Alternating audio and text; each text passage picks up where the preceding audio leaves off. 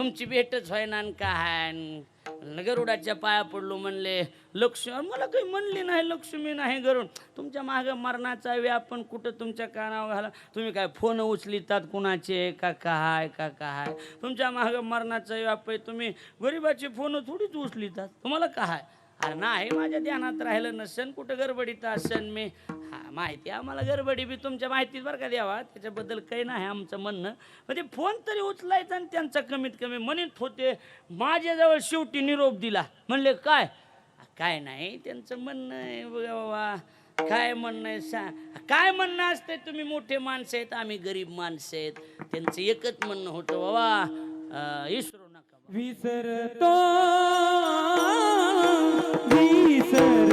न पडे